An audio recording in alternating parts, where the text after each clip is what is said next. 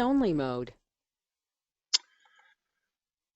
Hi friends, welcome again to the continuation of our Dissipation of Glamour webinar series. We've been off the air with this for a little while previously due to sort of fifth-rate technical matters, which we have been fixing, I think, somewhat successfully, and maybe a few more fixes are coming in.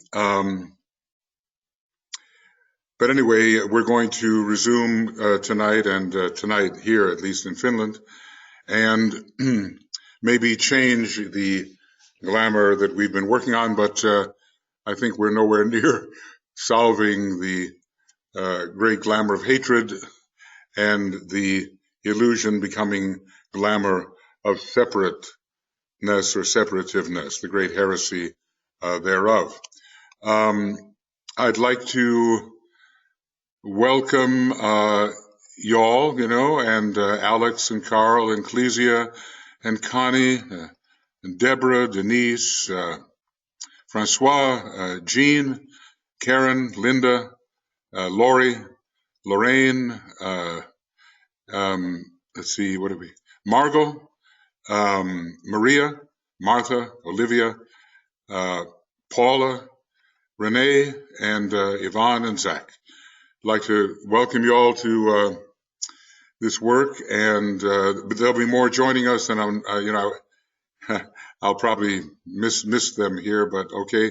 And we're backed up in our staff by B.L. Allison and Brett Mitchell, and who are ready, standing by in case we run into various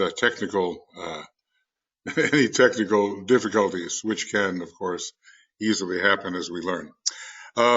Okay, friends, I'd like to just have a little alignment here.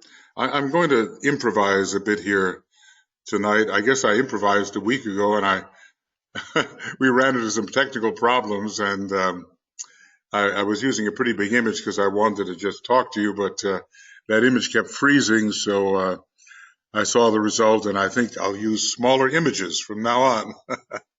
Anyway, let's tune in with each other in the three places where we seem to be most of all, in the Americas, in Europe, and in Australia, New Zealand. Those three places, but there are others, of course.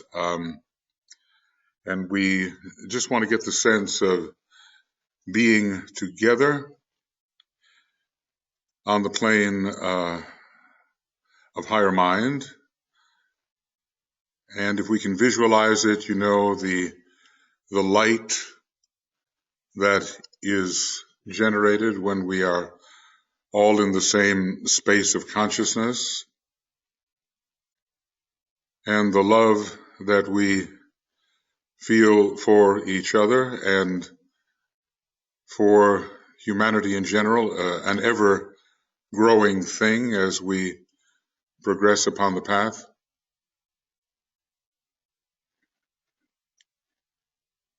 And the growing power of the will. Hard to understand, but we're working on it. If you can come to this year's conference in our new venue, we're talking about the will and the way. Well, every one of us has to cultivate the will, and we are all pursuing a path or a way. It's very relevant at this time of global uncertainty and confusion. So we are imaginatively aligned with the will of the hierarchy as it attempts to express the timely aspects of the divine plan. And each one of us has a little part in that expression. We try to be clear about what that little part may be. Act well your part, there all the honor lies, said the poet Alexander Pope. So we want to be clear and play our part with stern resolve, with earnest aspiration, do it well, while remaining in touch with the soul which is infusing our personal consciousness, and the antikarana, which is a bridge of light slowly building, and the sense of the ashrams and the Christ at their head, and the great process of which we are, in which we are all a part, of which we are all a part.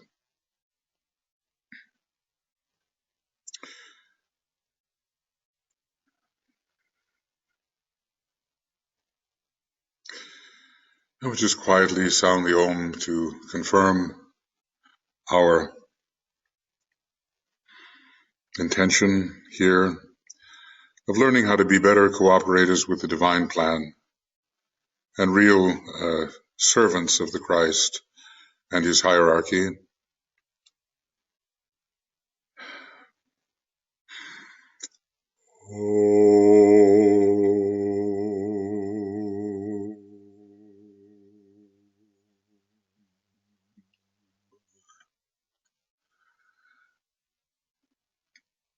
Okay. And, I did welcome most of you, but Annette and Ario have joined us. Welcome to you, and Dacia. Goodness, I hope I don't forget anybody. I'm so sorry if I do. Helen, Deborah, Leslie, people I haven't mentioned before. Did I mention Martha, Michael, and Vera? It's a kind of a memory game here. Victoria.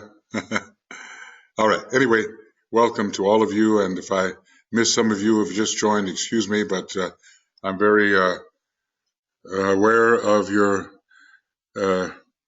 presence, in the presence, and that allows us to work together at a time when subjective work becomes incredibly important. Now, it's always, we're working sort of on the technique of the presence, but I keep on thinking that these are such critical times that we need to focus on a few other things as well. And I would just say that, when you look at this map here, you see the fourth subplane of the mental plane. It's called the siddhi, or the power, or the capacity that's found there is the factor of discrimination, which is a Mercurian factor aided by Saturn. And the kind of discrimination we're talking about is on the highest level of the mental plane, where our mental unit is found. And that mental unit is very, very important. It has 4 spirillae, which kind of match up with the 3 spirillae of the monastic permanent atom. We get 7 altogether, but there's that gap, and the antikarana has to be built to bridge that gap and to allow us entree into our higher consciousness. Discrimination of what nature, and basically it's between the soul and personality. These are trite words, but we see on the world stage today people who are really guided by the soul. We've seen Mandela, we've seen the Mother Teresa, we've seen the Dalai Lama. We've seen a number of people who really, show the signs according to their ray of the infusing soul, and they demonstrate as the soul in expression through the personality. We see all kinds of people as well who are torn between these two pairs of opposites, and they are in a way a vertical pair of opposites. And maybe we ourselves feel, torn in that manner on occasion, because it's really difficult to maintain at this point a steady soul infusion without descending into the elemental life. And we see others, maybe very intelligent, very powerful, who are simply personalities. And their aspiration does not seem to reach toward the higher of the pairs of opposites. Maybe they have a focus within the fifth petal of the egoic lotus. And that's a fantastic petal. It's a Leo petal from a certain way of numbering. If you start out with Aries at the very first petal in the tier of ignorance, and you move forward, there's a lot of Leo energy in that petal, and it takes you all the way from the condition of really distinguishing yourself as a human being and thinking, you're the very center of things. We can call it egoism, if you will, into the sense of loss when your egoism fails and its derivative, egotism. We'll talk about the distinction between those two in a little while. And then later in the petal, before it's fully unfolded, we become actually the aspirant. And we begin to have a higher sense of values. Many things have failed us at that point, and we're ready to strive for something higher. And when the petal is fully opened, it means that we can take the first initiation or have taken the first initiation. Well, that discrimination, though, is so important on the world stage today because we have leaders in many countries who demonstrate particularly the qualities of personality and are guided by those values almost entirely, or some inflation of personality extended to the national level, where we begin to develop a kind of separative nationalism, just as there is the same thing as the separated personality, the separated individual. And that, of course, is retrogressive at this time. We're on the border of preparing for the reappearance of the Christ, with the idea behind it that every human being is of value, and we care for the next step ahead of every human being. Everybody's got a next step ahead, and we've got to care for everybody. That doesn't mean we can be responsible for everybody, but subjectively we can put out the energy that will help everybody. So there's such a difference in this factor of discrimination between the 4 lower levels of the mental plane and the 3 higher levels. And somehow we have to raise human consciousness, and probably for people like ourselves, by subjective means, into a higher state of awareness, which is much more sensitive and much more inclusive. And I have a feeling, we've got 8 years here until 2025, when the Tibetan tells us, in all probability, the first steps will be taken toward making the plans for the actual externalization of the hierarchy, at least for the first stages of the externalization. It's in Externalization book, I always forget which, either 649 or 699, a great passage there about preparing the way for the coming of the Christ. And then if you look up 2025, you will see that passage about preparing for the actual steps of the externalization. Well, anyway, we are John the Baptist as a group, and we are preparing for that externalization and its subsequent result, the reappearance of the Christ. And this is our major task, a difficult one. And you know what happened to John the Baptist? I don't know whether that's going to happen to the group or not, but we have no other choice really except to use those sacrifice petals to show that we really are soul-centered, soul-infusing in process, and do everything we can to bring the idea, the intelligently, to humanity of the spiritual hierarchy.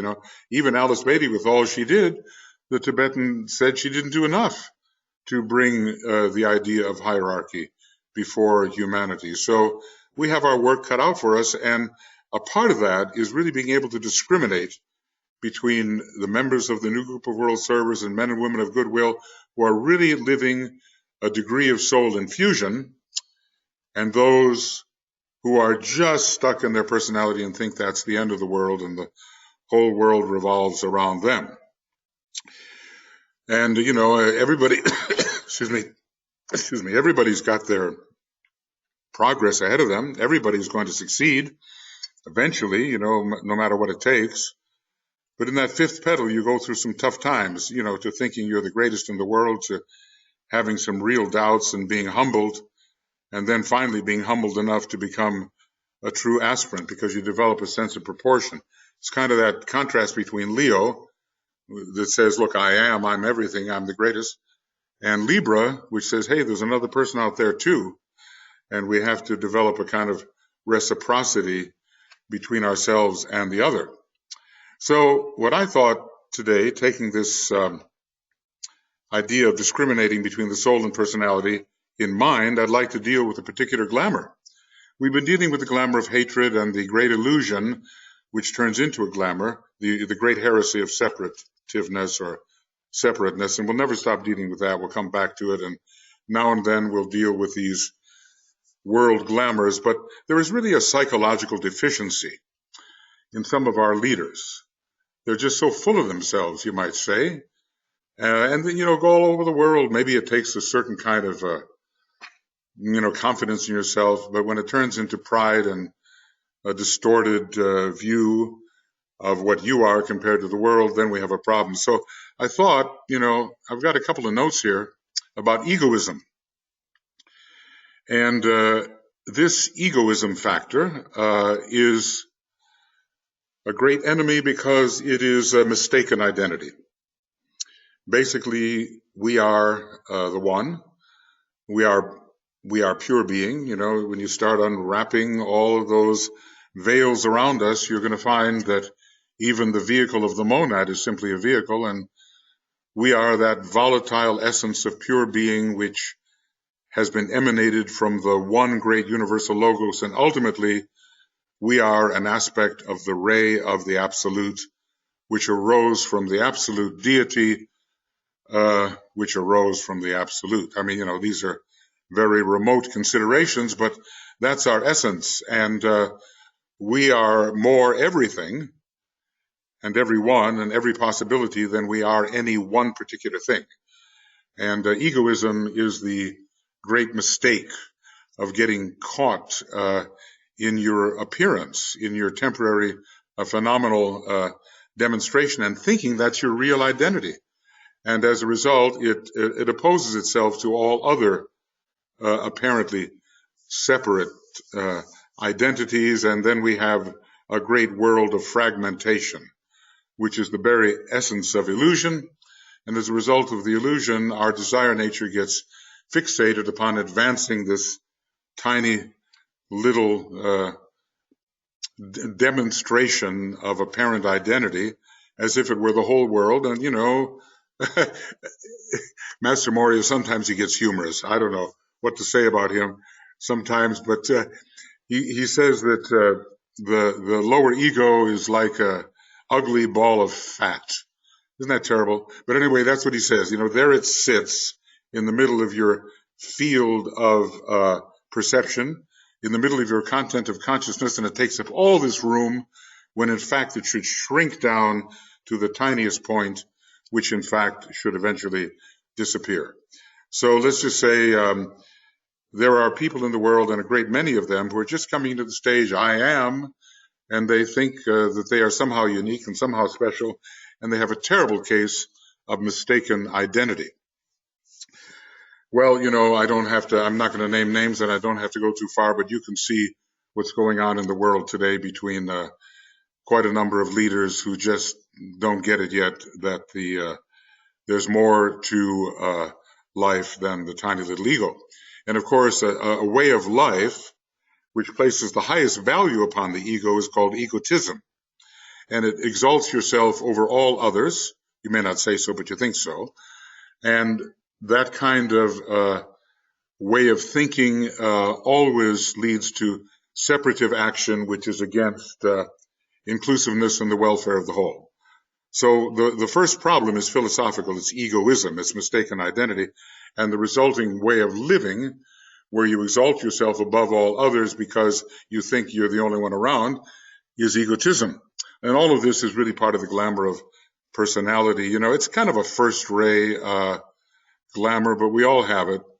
And, you know, the glamour of self-centeredness and personal potency, the glamour of the one at the center, all of these things are here. Basically, you're the most important in your whole field of perception. And it's going to take a tremendous humbling before that is broken. And, you know, it will be broken. Inevitably, it will be broken. But what price is there to pay for the individual, and what price is there to pay if the person is a leader for those whom the person leads? The glamour of rulership, dictatorship, wide control, personal ambition, you know, it's all there, and it's based upon mistaken identity. Now, basically, such a person only sees the elemental life, which are the constituents of the lower vehicles and their summation, the personality. Basically, one is aware of one's body, one's energy, one's desires and emotions, and one's wonderful thoughts, you know, better than anybody else's. One's aware of those things, and their summation called the personality. So we might call the whole thing the glamour of personality, because it's a refusal to reach into the realm of the soul, you know, and basically the whole Black Lodge, the counterforce, has this in a tremendous sense. They like very well what they've become, and their lower concrete mind has become what DK says is a terrible disaster. It's become a separate sphere unto itself, a kind of eighth sphere, as it is called. There are a number of definitions of the eighth sphere, but anyway, this eighth sphere is very, very smart, and it raises the concrete mind, says DK, to levels unbelievable to us, and they don't want to give that up. And people who are just very happy about their personality don't want to give that up for something better, because they just don't think there's anything better. And it's a refusal to move from the third aspect of divinity into the second aspect of divinity. In other words, you will not move from intelligent power and manipulative ability into love. Will not do it. So you're basically confined into the life of a great Davic life who rules the dense physical level and comes from an earlier solar system, and you're confined and all wrapped up, all involved in your elemental life. You're blind to the larger whole because all you see is what you apparently are. You're looking at yourself in the mirror. This is kind of a negative Venus effect. You know, Venus gives us that reflexive consciousness, which at least says, I am. And it's exactly what we need when we start to individualize. But if you look at your mirror too much, you become a narcissist. You know, you look into the water and you see your image and you fall in love with your own image, and eventually you fall in the water and drown, you know. But narcissism in world leaders is frequently found, self-glorification, self-satisfaction, and all that kind of thing. And it's something that has to be broken by being made aware of larger values, a larger picture, and the value of other people, other countries, and so forth. So such people are, as they say, aching for a break-in, you know, and there's going to be the customary ring pass knot will be broken. Now the question is, what will be the cost of that? There's a humbling that comes to them, and this is the issue of humility. Now, as we know, the sign Leo is capable of heights of selfless service, but that's after humility and a sense of proportion begin to really enter the consciousness. So we have to break that self-admirative, is there such a word, self-admirative reflection where you're always seeing how great you are. It has to be broken down, and your ring pass knot has to expand to include many, many others, and in the process you get smaller, and you get smaller, and you get smaller, and pretty soon a true sense of proportion, which we call humility, results. There's going to be pain in this in the second phase of the fifth petal, and maybe countries that glorify themselves, Rome did it, France did it, Germany did it, and all of them had strong Leo components or strong leaders who had a Leo component. Italy is partially ruled by Leo, I think, in their soul nature, but it can be, grabbed by the personality. Hitler had a great big Leo in his chart. France is ruled by Leo on the personality level. These are all places where cosmic evil made its appearance. And the United States is going to be, I think, a country, and maybe the Americas as a whole, but, the United States, United Nations, where the Christ is going to find his headquarters in the United Nations. At least I think that was part of the plan. And now we have the power of Leo opposing the Aquarius soul, very much in power in our country. And we're going to have to, find a way for the Aquarian soul of the United States to rise above the self-glorifying Leonian tendencies. So what do we need? Those Libran virtues, from the spirit of peace, and from the second ray, we need humility, we need proportion, we need a higher sense of values, we need divine understanding, we need some humbling streams of energy which will allow us, as I'm talking to the United States, to outgrow the adolescent phase through which we seem to be passing, and to really encourage the soul, the Aquarian soul, to emerge. I think all you have to do is look at the rising sign of the past president and the present president, and you will have the opposition of Aquarius and Leo, and you will see the results. I'm trying to keep this on a positive level and on a level of the higher energies where we disciples can work beyond the veil of destructive criticism and work with the great occult methods which will allow us to be a great heart, second ray, and an inclusive nation that we should be. And along with Britain and along with Russia, the fate of the world is in the hands of these three nations, particularly, says the Tibetan, in the destiny of the nations. So what I thought to do, and see how it goes, is to work with the glamour of egoism. I'm going to call it that, or we can call it the glamour of personality, if you will. It has to do with where so many people are, and they just don't see the picture, the real picture, because they're caught in self-admiration, or self-concern, or all they see is the lower self. And we've got to break that so that it's possible for such people, and we've all been them too, to see more. So that, like I said, I was going to improvise a little bit here in what we're talking about. And rather than, I have it all set up to go, to do these readings in the technique of the presence and all that. But I think maybe not. I'm going to begin, this is number 30, and talking about about egoism and its problem. Now, none of us is immune from this. You understand? When are you going to be, the causal body is a big egg.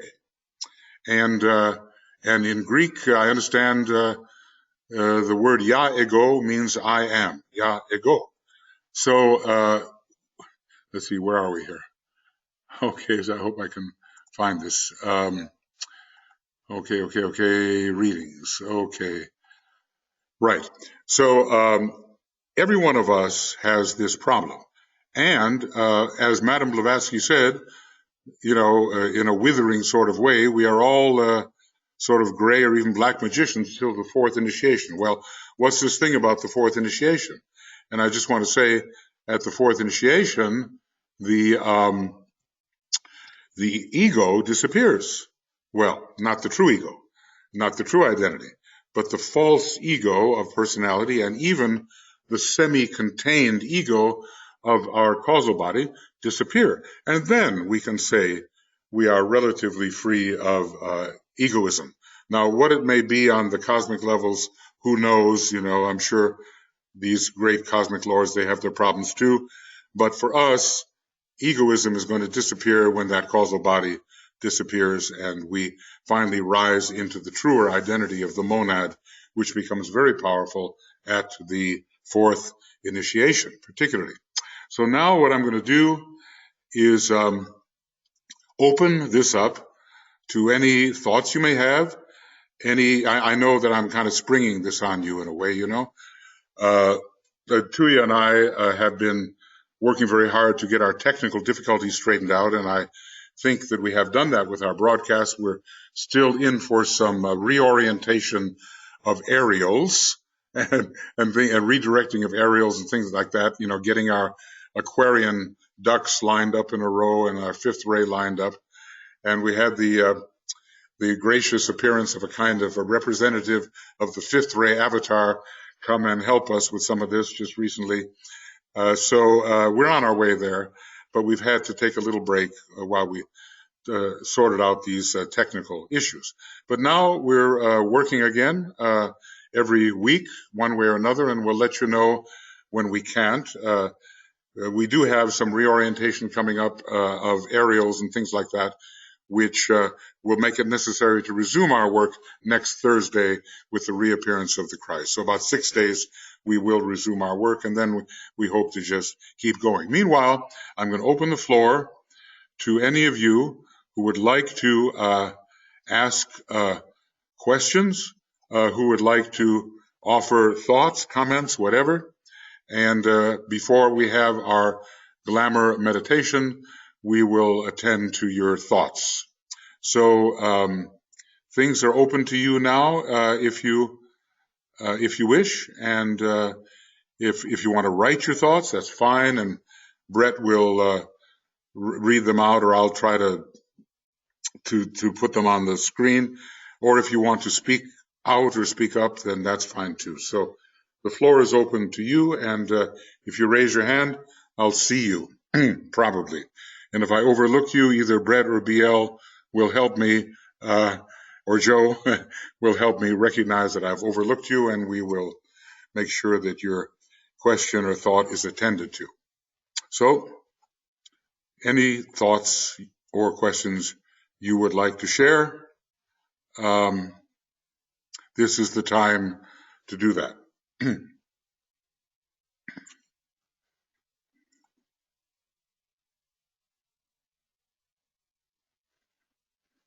By the way, can't stop talking, I guess. I just want to say that I'm working on a new installment of the book, The Rays and Initiations, and I'm doing video commentaries on part 2, and I guess I've done about 15 of them now in the last week or so, week and a half, and they're all beyond Makara, and it's a wonderful book, and I've been dealing with how to build the Antikarana, and I realized, oh my goodness, 40 years I've been working on it, and I missed all this, and I missed all that. So I'm sure there's always something we can learn, and they will be on Makara for your study, if you like, and a very kind student of the wisdom and very a glutton for punishment, I'm afraid, has volunteered to put these video webinars into print, to type out more or less what I've said, so that it'll be easier to study, and we're very grateful to her and her staff for that. So anyway, new areas of study and a deeper approach to the rays and initiations are coming out on Makara and are there already. All right, Brett, I seem to hear your voice. Okay, wait a second. Michael? Yes, Brett. Olivia would like to speak. Okay, I got her. Just saw her, she said. Okay, hello. Olivia, go ahead. You bet. Hello, everyone. Can you hear me? Yes, you're good. Okay, wonderful. Indeed, this really is a wise focus, I think, now on egoism and egotism.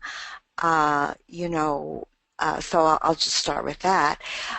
It's also a time, I think, when we can work collectively, and even more so in an inner way and an outer way. And I was one of the 1 million women marching for equal rights and so forth in Washington, D.C. is where I went. And many of you may have marched too, because we had 600 cities around the world doing that. But I think it's important to, however we are guided, to do this inner esoteric work, focusing on dissipating glamour and illusion, because only esotericists know the formula and the way to do that. That is key. But I think also for those of us who feel called and inspired, it is good to work outwardly as well, and to invite people to think about things with discrimination, discernment, um, this idea of where there's manipulation, where there's this or that. We can ask questions of our contact lists, however we communicate with other people. So that's my suggestion to all of us, to definitely do the work that we esotericists and spiritual students can only do, which is this work together with glamour, but also working in an outer way. And I will later be speaking more or contacting people more about an approach of using certain tools and techniques that scientists have developed in understanding certain outer ways of communication and things to help dispel manipulation. So I think that this is really important to do, because what we're trying to do is to reach people who are confused and open to greater understanding, and we do that through the heart and connecting with them in a universal way, and not polarizing, but also trying to help them develop the discernment and discrimination that is so needed today within humanity. Great, Olivia. Thank you for those wise words. Inner and outer work, hierarchy does it too. And they don't only work meditatively, they're actually taking this tremendous risk in a way of externalizing, and this is what we have to do as well when it is given to us to do these things. I think the pressure upon us will be very great in the next years leading to 2025, which is the year of the hierarchical conclave. So if you've studied, if you've served, if you've worked over the last decades, everything you've got now will be called upon to come into expression to help do your share of the divine plan. And I think it's just marvelous how many showed up for the women's marches all over the world. And, we just have to remember what Master Moria said. He said, the women are bringing in the new age. Well, you kind of see that in a way with Madame Roerich, Madame Blavatsky, and Alice Bailey, responsible for some of the most powerful teaching that has hit the consciousness of humanity. All of them women, and, really harbingers of the new possibilities for all of us as we try to enter the Aquarian age in the right way. There's also a wrong way to enter it. Let's just hope we do it all somehow in the right way. So thank you, Olivia, for your thoughts on this. Yeah. And one more thought. I really do see that this huge collective, collaborative work being part of the initiative to help awaken and inspire humanity and preparing them to, it's a long preparation, but preparing them to eventually take that first initiation, because we have to activate things within them so that they're not just sitting on the couch, but they're doing things, we're expanding their awareness, and we're getting them involved in the world as world citizens eventually.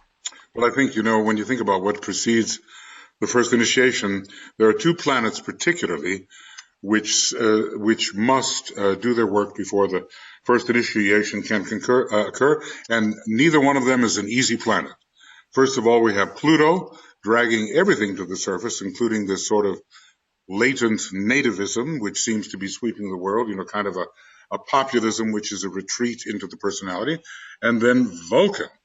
Well, Vulcan is all the weaponry of the world. That's one thing, but it's also the spiritual will, which allows groups of people to stand with massed intent, as the marching groups have done, and a huge and righteous kind of resistance against the nativism is rising all over the world.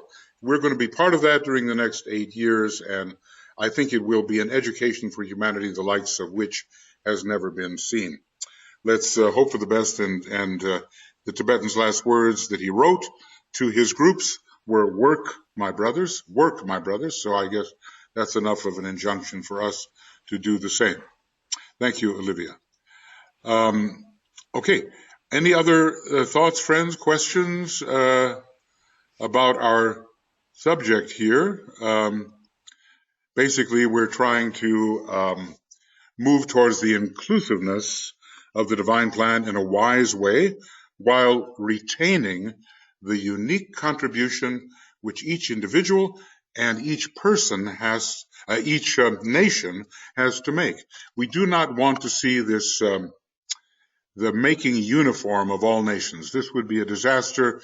The soul ray and the personality ray under the soul ray has to emerge, and so do the signs of the zodiac, typical of each nation, and then the beautiful tapestry can be woven, and not a kind of a dull uniformity, which is due to the lack of imagination of some who consider themselves to be global thinkers.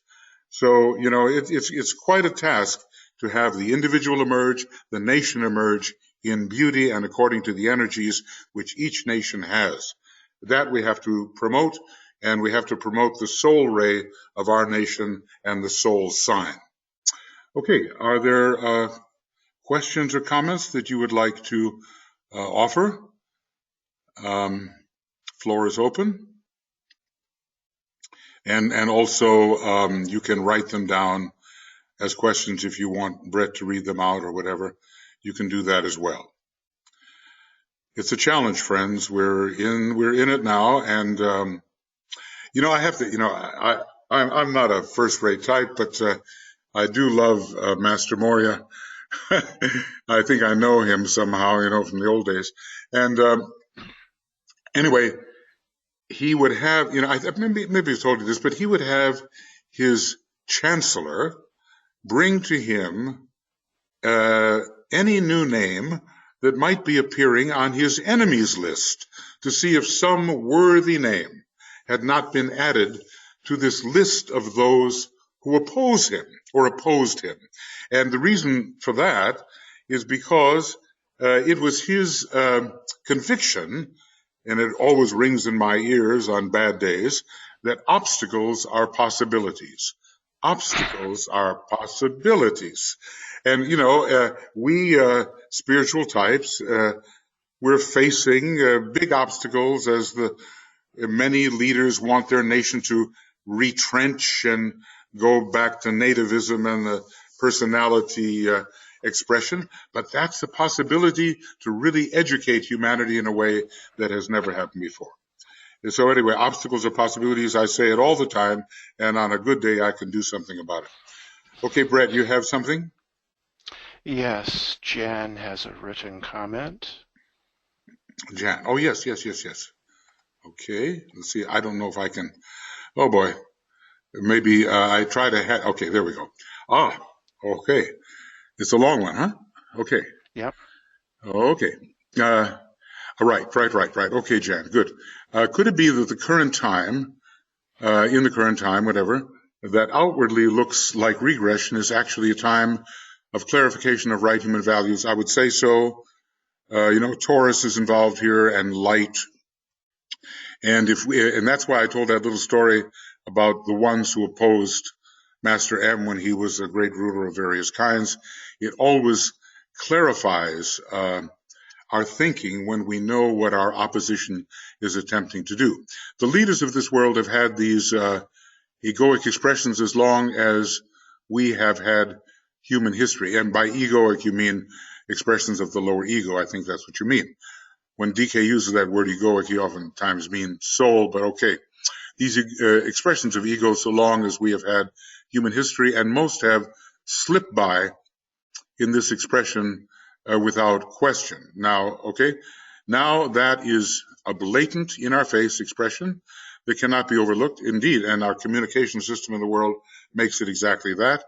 The problem is coming out in its ugly glory, to be seen, agreed, recognized, and disregarded as the path humanity chooses to take. Well, let's just say that I think the majority of humanity is enough soul influenced that a path of egoistic nativism and retrenchment into personality values will be rejected. It may be a time of great clarification in this. I agree entirely with that idea. And the lessons may be hard, but you know, we have had in the world immature leaders, or those with in whom something is seriously psychologically wrong. Somehow they've had the power to rise into prominence, but the world is now a great stage, and it's an arena for the observation of ourselves and others. Never has there been a time with communication when this has been possible. And I just saw that every attack on a freedom of speech is somehow a recognition of the danger that comes to psychopathology when it is revealed. So, you know, watch out for the four freedoms there and those who attack them. Freedom of speech will be the first. Then, you know, freedom of worship is already being virulently attacked by certain groups. Then, of course, the question of sharing, freedom from want, and then the question of armaments, freedom from fear. I hold the four freedoms as the touchstone that of shambolic indication that has to be preserved, because, as DK says, it's as much of Shambhala as humanity can get, understand at this time. So yes, our education is coming, and while we're being educated, we have to be part of the process and act accordingly. I think we will see things in the next number of years that we've never seen before, and hopefully it will lead to a proper emergence of humanity with the kind of values that will invoke the hierarchy into a closer approach. So thanks, Jan, for those thoughts. Appreciate them. Now, what else? Anybody else want to say something? Want to offer something? You're welcome to.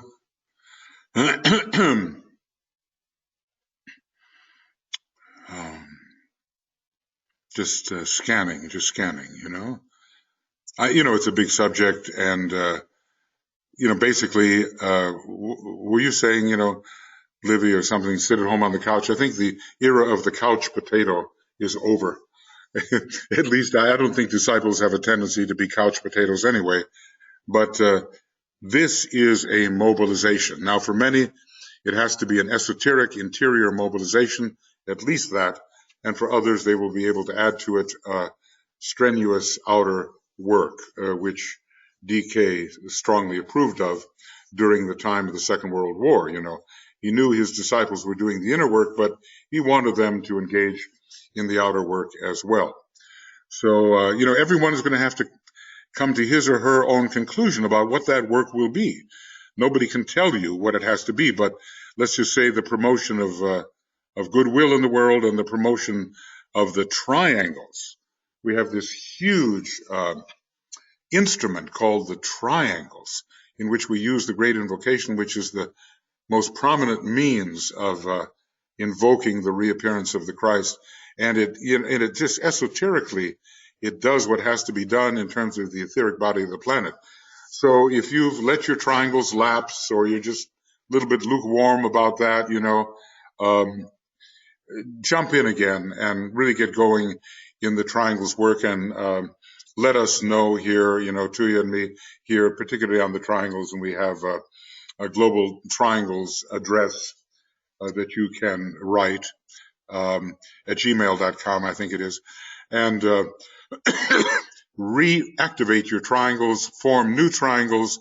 Let's get those 100,000 triangles, which the story goes, Alice Bailey told another worker that the Tibetan had told her that the 100,000 triangles would be the turnaround point.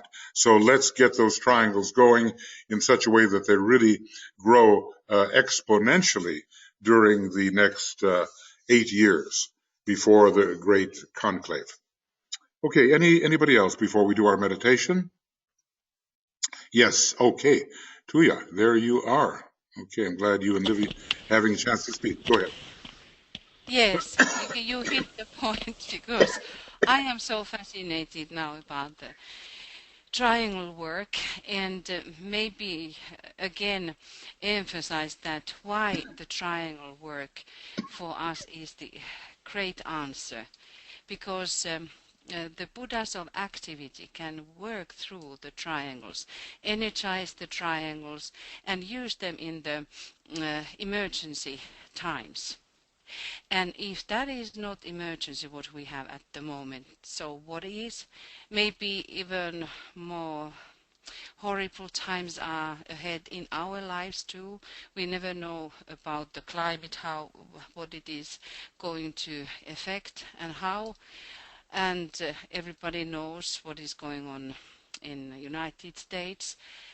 We are really in the time when the war is going on the mental plane. And my some kind of thought is about that, because so many people have sleeping difficulties. And disciples, I have been speaking now past few weeks with many of my friends, and it seems to be everywhere. And I think it is the reason because there is really the mental plane, on the mental plane, the war. And that's why we should strengthen our folks, our lines together, stand really, really strongly together and work via the triangles, because that is the thing, how the hierarchy and even from Shambhala can be affected upon earth directly. Yes, it's a very, very good thought. What is our address? The Global Triangles at gmail.com? Yes, Global, exactly. all one word, Global Triangles at gmail.com. Um, you know, I guess, Agni Yoga's books made such an impression on me. When I used to commute 4 hours in New York to go to the arcane school, 2 hours this way, 2 hours that way, and I listened to nothing but Agni Yoga books. And then when I hit the pavement, I put on my Walkman, as they call it in those days, and I listened to the Agni Yoga books, occasionally Cosmic Fire. But anyway, Master Moria said that sometimes the tension on the inner planes is so very, very great that people just cannot sleep. They That's right. they don't go out of the body, because it's just so such a clash. And by the way, I just want everybody to give a real wave of love to Daniel Enton, who's been the head of the Agni Yoga Society now for quite a number of years. He passed on. I think he was quite elderly, maybe 90. I don't know. And just recently I received word that he had passed on, and he's done so much to help Agni Yoga not be in any way separative, but to join in with the other esoteric groups. And I just have a lot of gratitude for him, and I think that we just give him a real shot of support there on the inner planes, where I know he's doing continuing the great work he's always been doing. So anyway, that thought about Master M and the tension on the inner planes, and what we're going to have to learn to live with, especially these next number of years. Okay, thank you, Tuija. Any other thoughts before we get into our meditation? Yes, Brett? We have a written comment from Michael Okay. Starr. Starcrow. Okay. Let's see. Get you, Michael, here. Right. Two of them. In fact, in fact. Okay. So let's see what we got here. What I have is, oh, wow, long, huh, Michael? Okay, this is spot on glamour, and then what Olivia spoke about with working in an outer way, also the very relevant eighth and the mind. Yes, which is crystallized and unwilling to release the elevation on or go higher. Yes, exactly that. Eighth sphere, defined in many, many different ways. HPB defined it as a dust bin that was following a kind of a sphere following after the Earth. DK defines it maybe more metaphysically, which is really literally a drug high. There was a lot of discussion about this presidential election as if it just occurred. The state of the world, yeah, it's really going on, of course. The state of our world, we collectively chose it by not creating physical infrastructures that are even remotely close to the opposing force. So we do have to now wake up and withstand, through the power of Vulcan, which is the spiritual will, all that Pluto is dragging to the surface. We have allowed corruption to play out in front of our eyes, indeed, and it has been ego that has obstructed our ability to set aside semantics and absolutes in order to create the physical horizontal infrastructure here on Earth. Well, yes, you're talking a seventh ray language now, and I really understand how the consummation of higher ideals has to be made objective. I guess first we have to fight our way through certain issues around values. The darker forces have set up plans that have manifested in physical reality while still channeling or harnessing the etheric. Yes, there are dangers at this present time, and hopefully we are equipped sufficiently to deal with them. At least we have to call upon all our resources. We have the backing of the sacred evolution, but we are lacking more physical infrastructure. Well, we've got to be practical, and Livy was speaking to this about the outer action as well as the inner action. And this, as we are reorganizing, is essential for people to have the space to even choose a lighted path. So, all of you who are strongly conditioned by the seventh ray, get on the task of manifesting, even in your local environments, what can be done, and it will lead to a larger issue. Now, I don't want to get into politics too much here, but, we had FDR long ago with these make work projects and lifting us out of the depression. We have some interesting intentions on the part of those presently in power for infrastructure work, but let's see if it even becomes a priority with all the kinds of conflicts which are being provoked and for which the backlash can be expected. And then you say, without the real-time physical infrastructure, there is a serious difficulty for humanity to step away from their daily routines, which often involve multiple layers of supporting the darker tendencies and obstructing or blocking the greater soul evolution. Well, wherever we are, if there's some archetype, if there's some new pattern, it's got to start with us in our own little lives, and then we will become voters and promote this idea. Public opinion will change, and the whole infrastructure idea of rebuilding our nation and the nations of the world can have a chance. It will certainly happen in the seventh ray age, but we're in that interesting confluence between the waning of the sixth ray, which has all of that recrudescence and a real heavy energy, and the incoming of the seventh. So expect turbulent times. And, let us learn more and more about what the seventh ray can bring to us. Thank you, Michael, for these practical thoughts. Okay, anything else, Brett, from anybody? I guess we're going to, move on here to our meditation. Yes, go ahead. There's just a brief comment from Leslie about Daniel Anton. Okay. Let's see. Right. Above. A few weeks before his 90th birthday, Jordan. Wow. A few weeks before his 90th birthday. Yeah. Well, he was really, and I just want to tell you about how some of this stuff works. Master DK and his groups borrowed a lot of first-rate disciples, and they kind of stiffened the resolve of predominantly second-rate groups, and Foster Beatty was in there, Mary Beatty was in there, first-rate leaders following after Alice Beatty.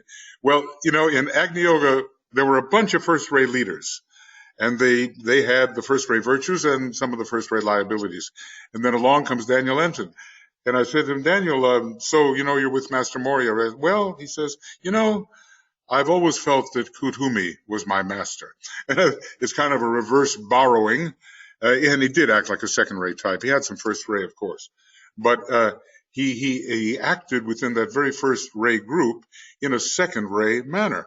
And it was so very interesting about the new group of world servers and the cross-fertilization of the ashrams, which began in 1925. So we can be lucky that I think no group remains absolutely pure on its ray, but is moderated by the rays of others who are on loan. And Daniel kind of felt he was a bit on loan there in the middle of a first-ray group. I think that was interesting. Okay, thank you, Leslie. All right, friends, I'll tell you what, we're going to move on. We're going to move on, and I think we're going to move on. Yes, we are. And we'll do our little meditation. It doesn't take long. Just have to find it. And let's see, here we go. No, do we go? Yes, we go. Okay. Excuse me. So our word, or our glamour, it's sort of the glamour of personality. It's really the glamour of egoism. It's a major, major mistake which misdirects and warps all the energies which should be dedicated to the greater good, and instead serve an ingloriously magnified illusion, which the lower ego is, however necessary it may be in the beginning. It's not necessary anymore for advanced human beings, and we have to find a way to, the veils of Maya have been rent by the Christ and by St. Paul and by Moses. They made their various rents in the veils of Maya, and the little egg of egoism has to be cracked. And, the sun is in detriment in the sign Aquarius. Now, the sun is also the symbol of the lower ego, and we can expect a decentralization of the ego in the lower sense to occur as we progress through the age of Aquarius, but we certainly have to start now. All right, friends, thank you, and let's proceed with our work, our meditative work.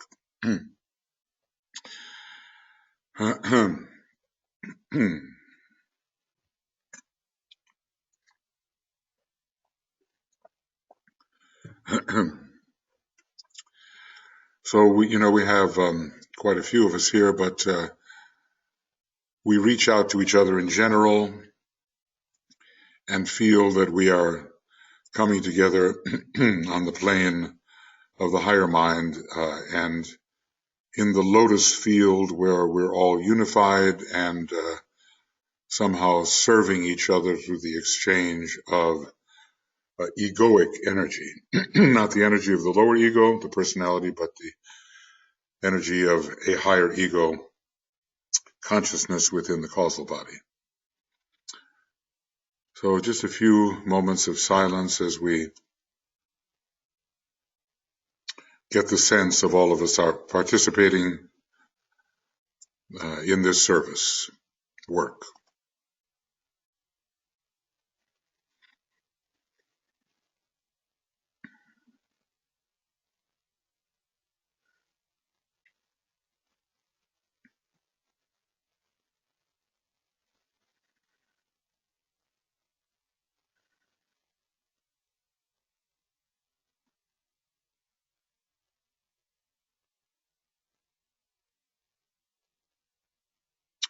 And, there's a real coming together here, and space is an illusion in the way it's usually considered, and whatever relative time we're in, we're all here now. So we're going to make the sign of the cross, the long arm cross here. forehead, chest, right eye, left eye, right eye, as we sound this protective formula. As a soul, I work in light, and darkness cannot touch me. I take my stand within the light. I work, and from that point, I never move.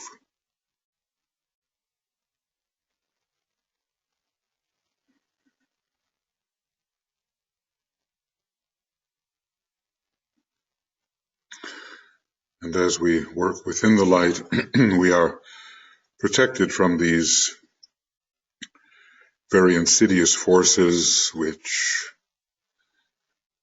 have to be neutralized.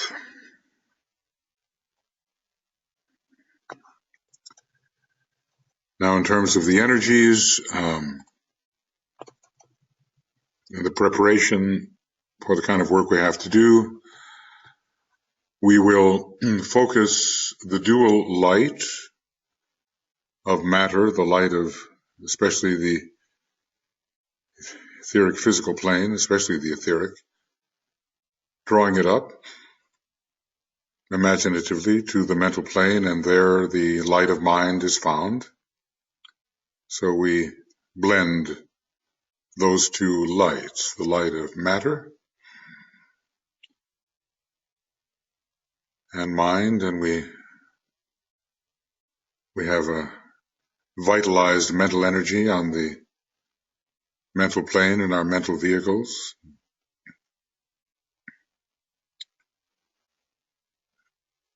And we meditate on soul contact, and imaginatively we seek to recognize soul light, however we do that. Sometimes people find that point of bright light above their head, different ways of doing it. The light of the soul becomes real to us, imaginatively first, then more and more real.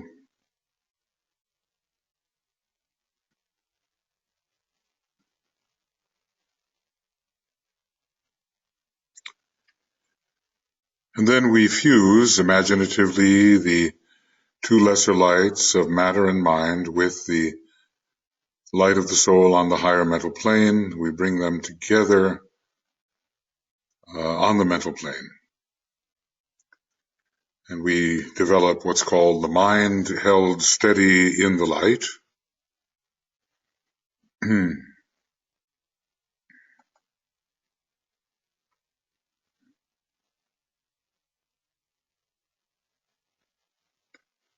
A triple light becomes one light. Try to feel this. We have these interpenetrating vehicles, and how you visualize this is up to you. But three lights have come together. The vital light of matter, the light of the mind, which can reveal greater light, and the light of the soul, all together. And then we, with this in mind, we say together, the light is one. And in that light shall we see light. This is the light that turns the darkness into day.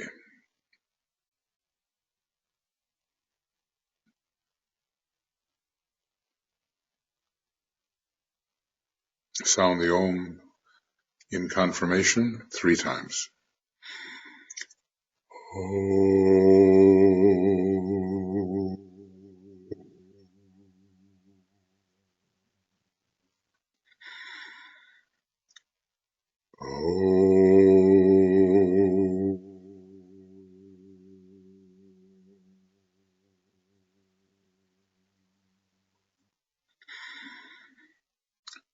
The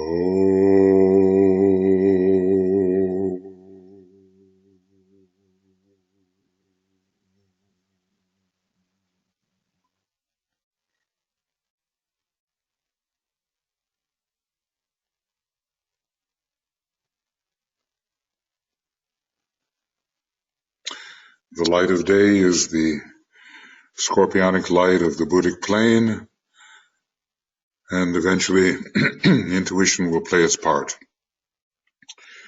as a dispelling agent. First, the fifth ray working with glamour, and then the fourth ray working with illusion.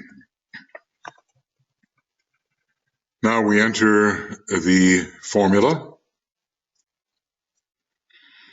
and we say aloud together,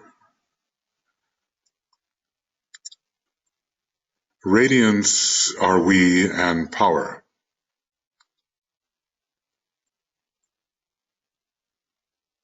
We stand forever with our hands stretched out,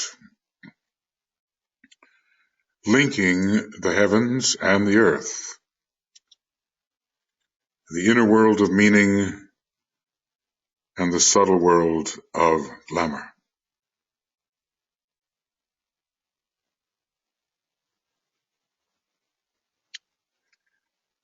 We reach into the light and bring it down to meet the need. We reach into the silent place and bring from thence the gift of understanding. Thus, with the light we work and turn the darkness into day.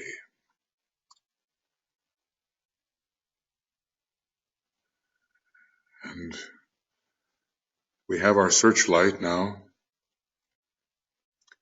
We turn it on, and it's a light upon the astral plane.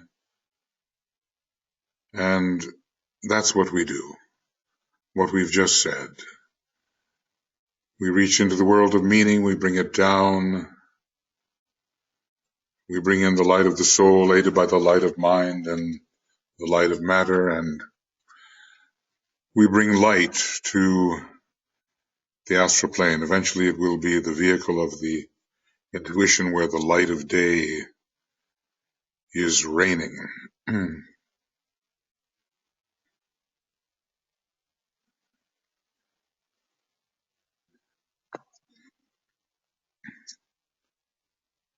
Now, in order to strengthen our work, from the sacrifice petals, from the will synthesis petal, from the jewel in the lotus, from the atmic plane, some of those imaginatively, of course, and even from the monad imaginatively, we call in the spiritual will, which is the will to see the purpose expressed through the divine plan.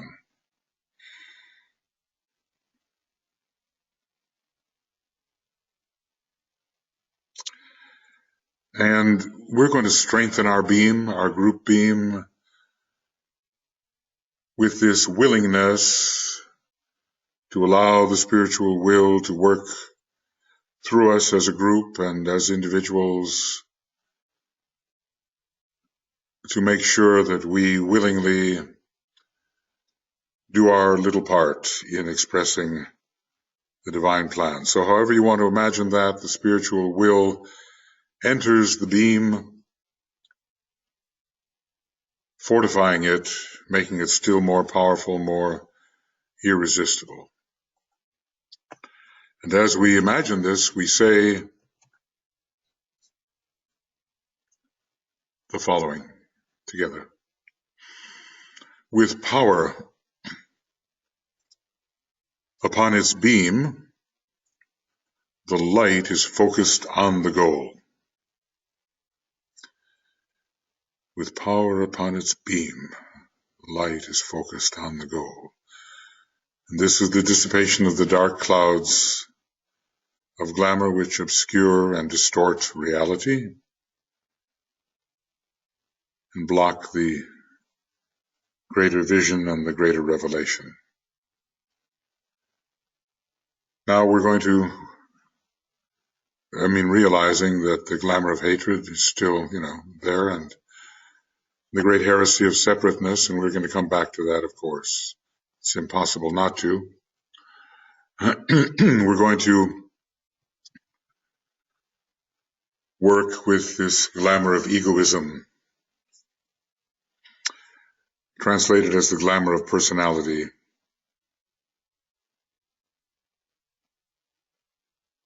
And the resultant egotism, which arises from the great mistake of perception we call egoism. So we say together, the power of our united light prevents the appearance of the glamour of egoism. We visualize this.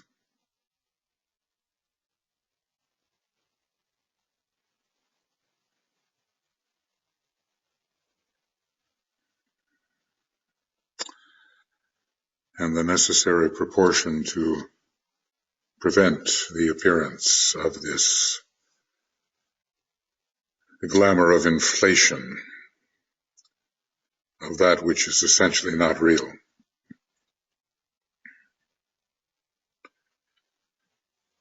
The power of our united light negates the quality of the glamour of egoism from affecting humanity.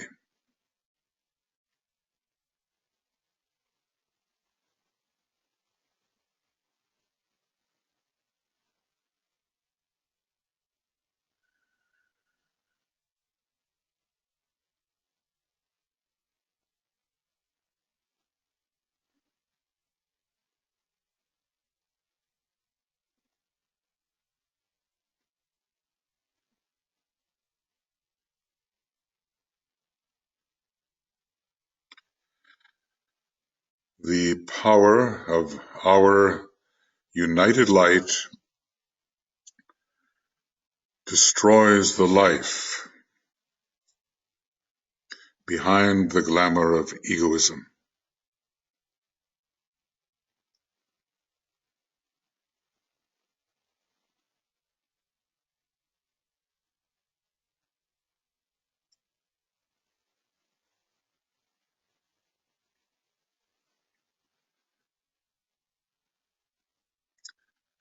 And for the next 5 minutes, we'll use those words of power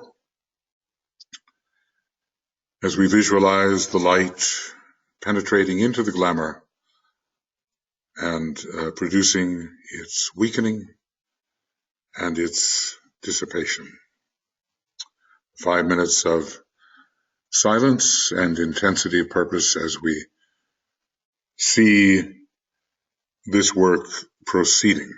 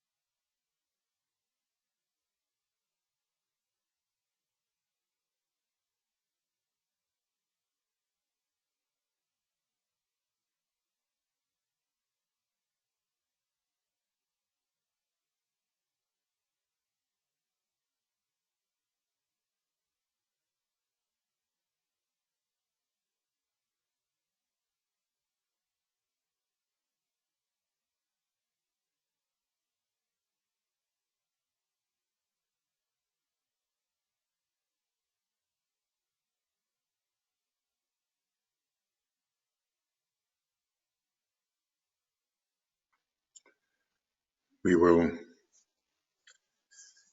continue our work with this glamour, which forces people under its spell to desire the good only of that which they see as themselves, and prevents them from realizing that all human beings are one, the sons of men are one, and I am one with them. This glamour of egoism works against the realization of the truth of the mantra of unification. It is a fundamental mistake, and it is related to the great heresy of separateness. It's the great heresy of separate identity and of unrelated identity. It's a glamour of self-exalting isolation. It's just the opposite of isolated unity towards which we all strive. So now our will-enforced beam of light out there on the astral plane, dissipating the clouds, encouraging the coming in of the sun of truth and inclusiveness, we withdraw it from the astral plane. We withdraw our beam, we focus within the group mind now, and we, as it were, imaginatively, we shut off for the time being the searchlight. Although, of course, you can, individually you can revive this for short moments during the day as you launch your discriminative attack on whatever glamour may be holding you individually and identifying with the group the larger glamour of mistaken identity which we are dealing with here.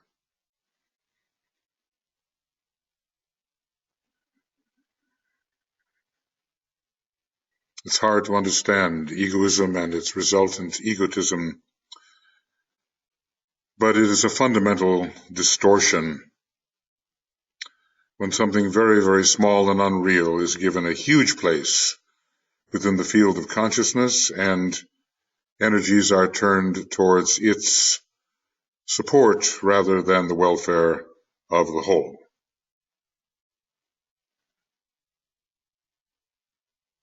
And now we will sound the Om together 3 times.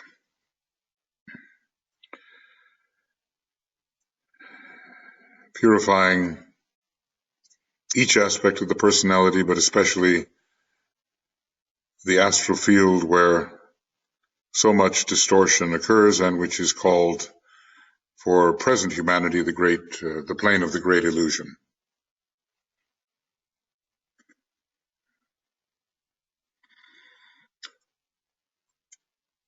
First the mental and then on down.